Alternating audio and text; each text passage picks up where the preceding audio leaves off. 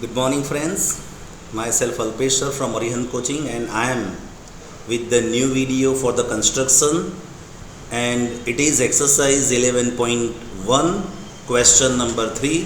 Friends, I hope you are learning well through these videos, and all the students are practicing such constructions because it is one of the easiest part of your question paper. Beta, everybody must prepare the construction with accuracy. Okay, here it is the question number 3. Look at the board. Now concentrate here. Construct a triangle with sides 5 cm, 6 cm, 7 cm, and then another triangle whose sides are 7 upon 5 of the corresponding sides with the first triangle. Beta, here we are given 7 upon 5. It is improper fraction. It is improper fraction. So another triangle is bigger than the first triangle. That we have to keep in our mind. Okay, all the construction steps will be the exactly identical like question 3 and question 5, whatever we had done. But the difference is a little bit. In the previous constructions, the new triangle was inside the main triangle, and here new triangle will be outside. So first we have to construct a triangle with the given measurement, and as we know, the biggest side will be the base. So first I will construct 7 cm of base side. So here I have drawn 7 cm of base side. It is 7 cm. We consider it is B and C. BC 7 cm. Then we have to take the compass and proper measurement of 5 and 6 cm. So first I will take the 5 cm measurement from B. I have cut this arc first. Then we have to take 6 cm measurement. It is 6 cm measurement. From C I have cut the arcs. Where both the arcs cut, we have to write down a name of angle point. It is A. So here I would like to write down A. So look at the board. It is A. Now we have to form triangle by joining AB and AC. I am joining A and B. Here A and B I have joined. But friends, we must think in advance that new triangle will come outside. So it must be extended. It must be extended like this. And then join A and C. I have joined AC. Now we have to extend BC because another triangle will be outside. So I have extended this BC. Is it clear, beta?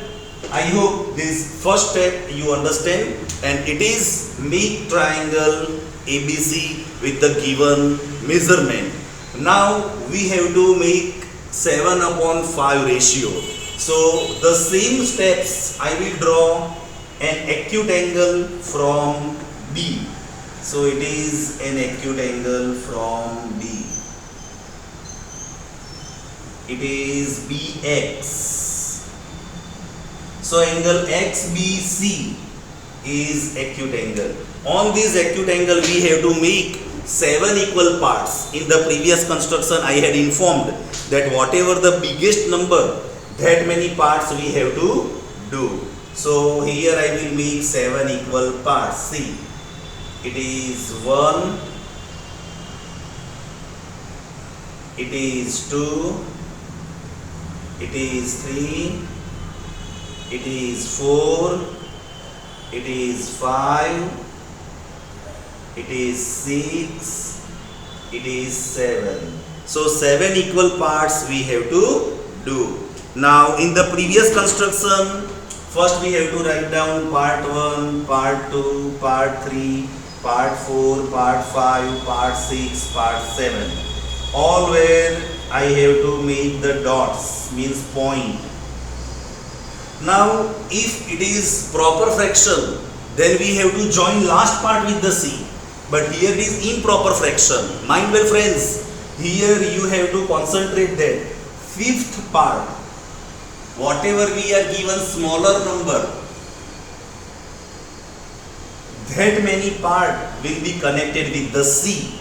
So here not last but fifth part will be connected with the C.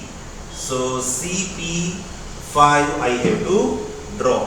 CP5. Now from P7 we have to construct the parallel line from P7 this way. So for that again we have to make the congruent angles. And for congruent angle, take any random measurement and make an arc from P7. It will intersect to both at O and P. It will intersect at both O and P with the same measurement. Measurement should not be changed. We have to draw an arc from P7 like this. Now after taking an arc from P7, we have to give the name where it is intersected. Here I will write down Q. Now we have to take the measurement of O and P. We have to take measurement of O and P exactly like this. And with the same measurement we have to make an arc on the previous arc. So where both the arcs intersect, we should give name. It is R. Then we have to join P7 and R. Friends, here we have to connect P7 and R. It will be parallel to P5 and C. So it is P7 and R. You can see this is P7 and R. Where they intersect, we have to give name M. I have given name M. So CP5 parallel and P7. Again from M I have to construct a line segment parallel to AC with the same measurement whatever we had done in the previous construction. The such construction I have to do. So from C take random measurement, any random, construct an arc with the same measurement from M we have to construct arc. You should not worry that where this arc goes, it may inside triangle, outside triangle, anywhere it may come. So where both the arcs intersect, I will write down here S and T. Here it is U. Here it is U. Now we have to take the measurement of S and U. We have to take measurement S and U exactly.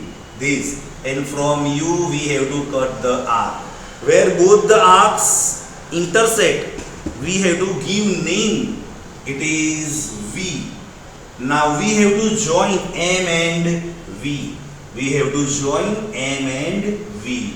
Where both the points will meet, it will be the line segment and it will meet the ray BY at N. So you can see that triangle NBM, it is our required triangle. So friends, you can see it is our main triangle. It is our main triangle. You can see it is main and it is a new triangle NBM. Can you see? It is a bigger than the original one. So it is 7/5. So the big triangle will come outside. I hope you understand this construction. Now I will write down the steps. Number 1. Construct a triangle ABC with given measurements. Second point, construct an acute angle, angle XBC. Third, make 7 equal parts on the ray BX. Number 4, join P5C. Number 5, construct P5C parallel to P7M. Number 6, construct MN parallel to AC. Hence, triangle NBN is a required triangle. I hope you understand this construction. So everybody must be concentrate this construction and keep practicing. Then I will come with the new construction very soon. Bye beta.